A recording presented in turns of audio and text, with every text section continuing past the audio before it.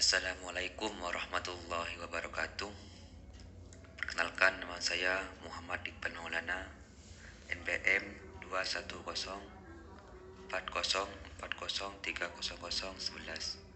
Prodi dari Pendidikan Ekonomi. Pada pertemuan kali ini saya akan menjelaskan tentang yang pertama, identitas nasional, yang kedua, integrasi nasional, dan yang ketiga adalah norma konstitusional. Baik, yang pertama adalah identitas nasional. Nah, apa itu identitas nasional? Identitas nasional adalah kepribadian nasional atau jati diri yang dimiliki suatu bangsa untuk membedakan dengan bangsa lainnya. Nah, sedangkan dalam konteks pendidikan kewarganegaraan, identitas nasional adalah ciri-ciri atau karakteristik keyakinan tentang kebangsaan yang membedakan bangsa suatu dengan yang lain. Nah, konteks identitas nasional sendiri berkaitan dengan adat istiadat, kebudayaan, dan karakter khas suatu negara. Nah, selanjutnya, bentuk identitas nasional menjadi ciri khas bangsa Indonesia. Contohnya saja bendera merah putih, bahasa Indonesia, dan lambang Garuda Indonesia. Pentingnya identitas nasional. Yang pertama, bangsa Indonesia dapat dikenal dan dibedakan dengan bangsa lain.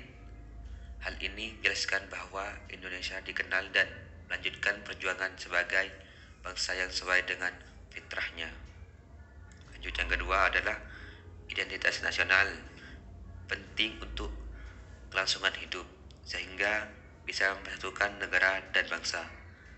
Yang ketiga, identitas nasional penting untuk kewibawaan negara dan ciri khas identitas nasional akan memunculkan rasa saling hormat dan pengertian sehingga tidak ada perbedaan antar negara.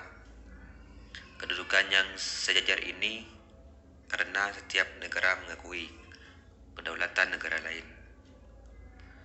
Lanjut, yang kedua yaitu integrasi nasional. Nah, apa integrasi nasional itu? Integrasi nasional adalah penyatuan atau asimilasi bangsa-bangsa sehingga menjadi satu kesatuan yang utuh. Nah, oleh karena itu, integrasi nasional merupakan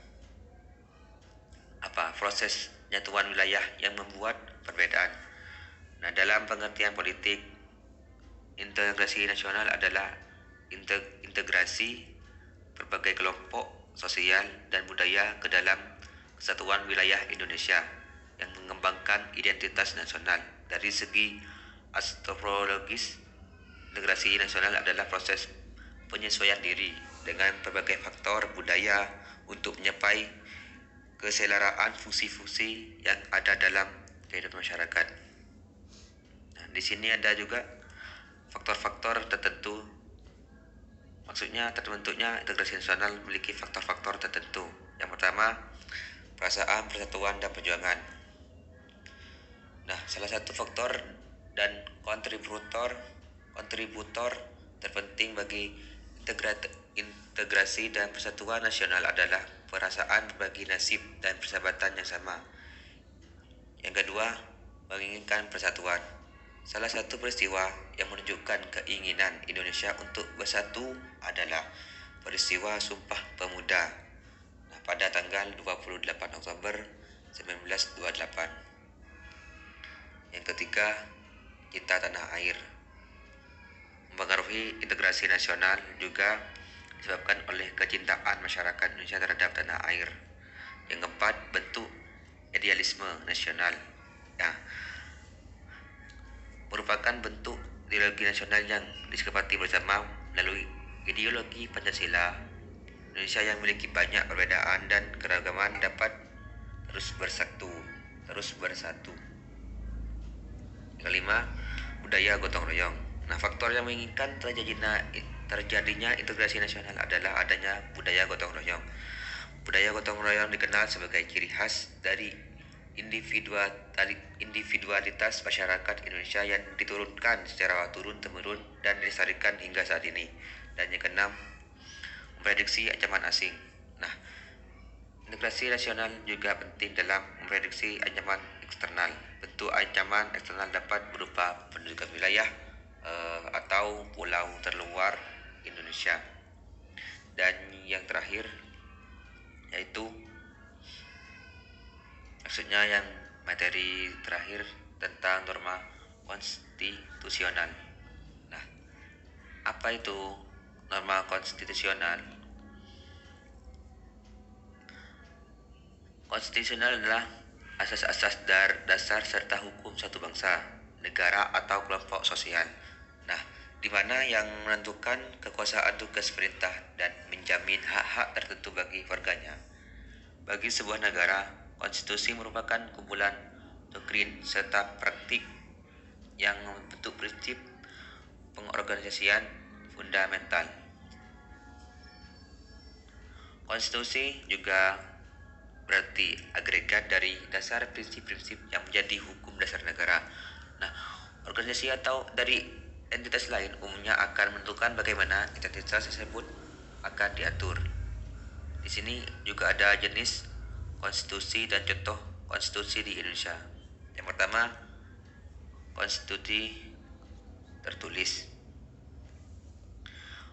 Konstitusi tertulis merupakan sekumpulan aturan pokok dasar negara, bangunan dan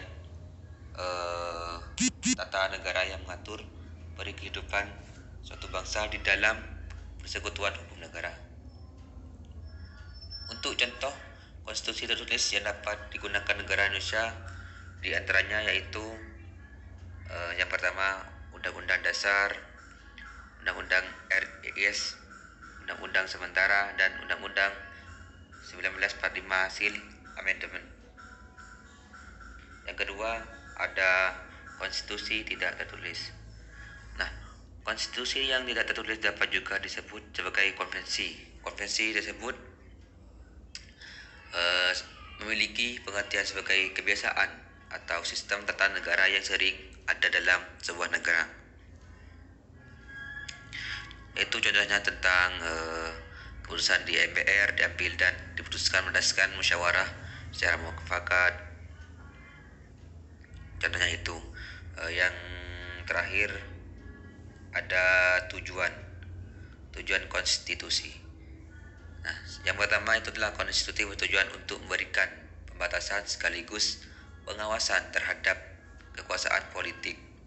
Yang kedua, konstitusi bertujuan untuk melepaskan kontrol kekuasaan dari penguasaan sendiri. Bisa juga memberikan perlindungan terhadap hak asasi manusia atau yang disebut dengan HAM. Sehingga dapat adanya konstitusi maka setiap penguasa dan masyarakat wajib menghormati HAM tersebut dan berhak mendapatkan perlindungan dalam melakukan haknya. Dan yang terakhir dan yang paling akhir, konstitusi bertujuan memberikan batasan-batasan atau ketetapan bagi para penguasa dalam menjelaskan kekuasaannya. Selain memberikan batasan-batasan untuk penguasa dan menjalankan usahanya, hal ini juga bertujuan untuk memberikan pedoman bagi penyelenggara negara agar negara dapat berdiri kokoh. Nah, mungkin sampai di sini saja penjelasan dari saya. Kurang lebihnya mohon maaf jika ada salah atau kata yang kurang tepat. Terima kasih. Wassalamualaikum warahmatullahi wabarakatuh.